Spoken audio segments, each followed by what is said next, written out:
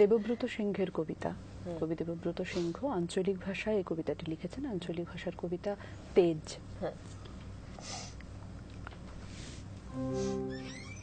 আমি জামবনির কুঁইরি পাড়ার শিবু কুঁইরির বিটি সাঁঝলি বঠি। কাগজওয়ালারা বললে অতটুকুন বললে হবে কেনে? তুমি এবারকার মাধ্যমিকে প্রথম হইছ, তোমাকে বলতে হবে আরো কিছু।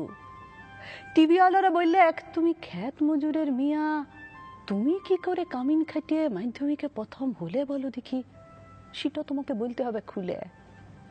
পঞ্চায়েতের অনি বৌদি, প্রধান, উপপ্রধান, এমএলএ, এমপি সবাই একেবারে হামলিয়ে পড়লো আমাদের মাটির কুঁড়িয়া ঘরে। জামবনি স্কুলের হেডমাস্টার কোন বিহান বেলায় টিনের আগুড় খুললে হাইকে ডাইকে ঘুম ভাঙাই খবরটা যখন প্রথম শুনালেক, তখন মাকে জড়ায় শুয়েছিলাম আমি।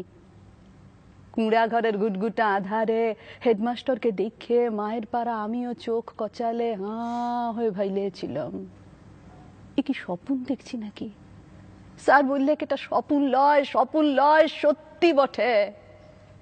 কথাটা শুনে কাঁদে ভাসায় দিয়েছিলাম আমরা দু মা বিটি। আজ বাপ বাঁচে থাকলে আমি মানুষটাকে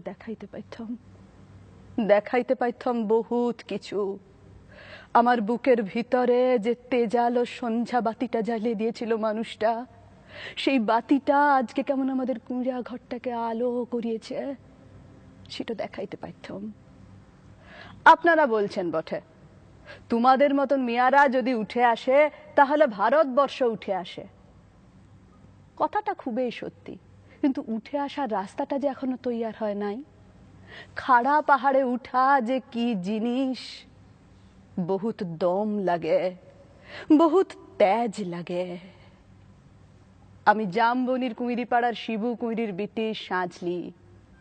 যখন তাকে হুঁশ হয়েছে তখন তাকে শুনে আসছি বিটি না মাটি। ঠাকুমা বলতক পরের ঘরে হিসাল ঢেলবে, তার আবার লেখাপড়া। গায়ের বাবুরা বলতক তুই কুঁইরি পাড়ার বিটি ছিলা, তোর কামিন খাটা ছাড়া গতি কি? বাপ বলতক দেখ সাঁঝলি, মন খারাপ করলি তো হাইরে গেলি। শুন, যে যা বলছে বলুক, এইসব কথা এক কানে সিমহালে আরেক কানে বার করে দিবি।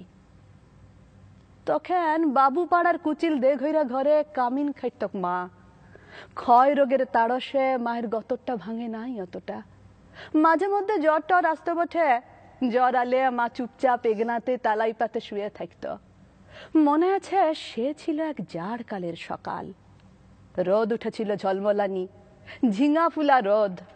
আমি সে রোদে পিঠ দিয়ে গা ধুলাই পড়ছিলাম ইতিহাস, ক্লাস 7-এর সামন্ত রাজাদের ইতিহাস। দেওঘরে গিন্নি লোক পাঠাইছিল বার কতক। মায়ের জ্বর সে তারা শুনতে নাই চায়। আমাদের দিদি বুড়ি তখনও বাঁচে, কুলতলায় বসে ছেঁড়া কম্বল মুড়ি দিয়ে বিড়ি ফুঁকছিল বুড়ি। শেষ তক বুড়ি সেদিন পড়া থেকে উঠাই মায়ের কাজটুকুন করতে পাঠাইছিল বাবু ঘরে।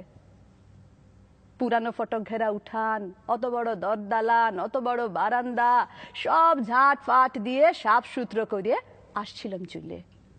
দেঘইরা গিন্নি নাই ছাইলেক, এক গাদা এটা কাঠা জুঠা বাসন আমার সামনে আইনে ধরে দিলেক। বললাম আমি তোমাদের জুঠা বাসন ধুতে লাইব? বাবু গিন্নির সে কি রাগ! কি বললি তুই?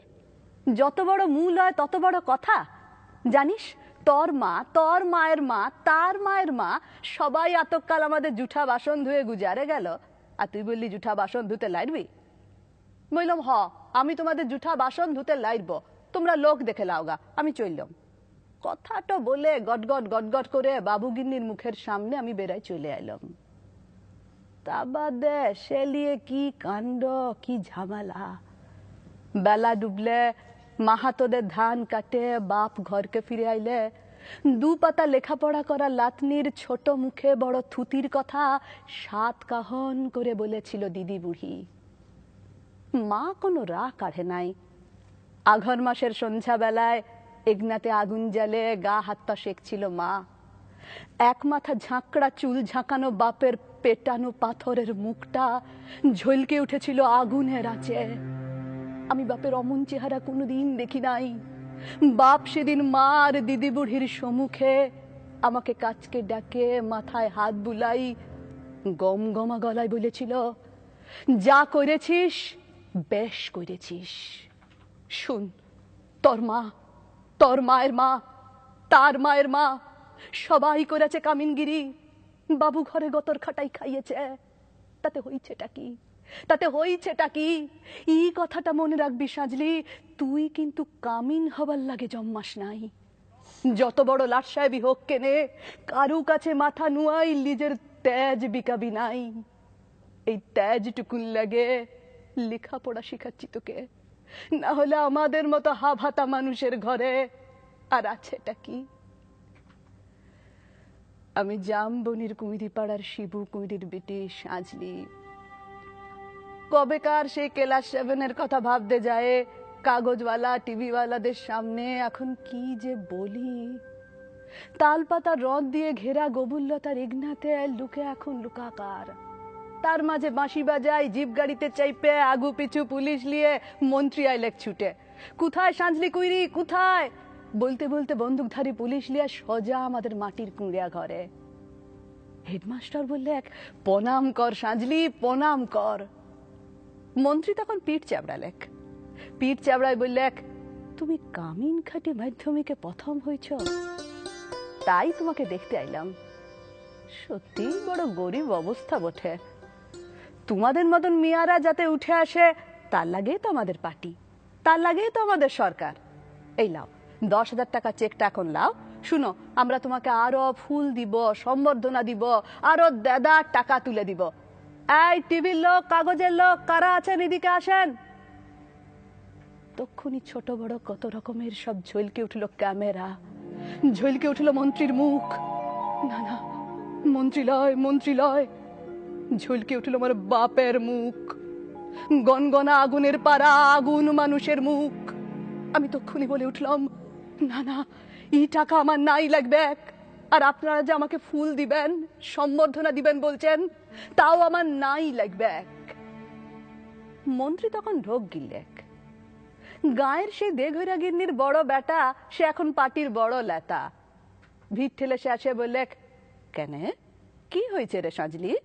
তুই তো আমাদের ঘরে কামিন ছিলি, বল তোর কি কি লাগবে, বল তোর কি কি লাগবে, খুলে বল খালি। বললাম, আমার পাড়া শয়ে শয়ে আরো অনেক সাঁঝলি আছে, আরো শিবু কুইরির বিটি আছে গা গিরামে। তারা যতদিন অন্ধকারে পড়ে থাকবে, তারা যতদিন লেখাপড়ার লাগে কাঁদে বুলবে, ততদিন কোনো বাবুর দয়া আমার নাই লাগবে। শুনছেন আপনারা? ততদিন কোনো বাবুর দয়া আমার নাই লাগবে।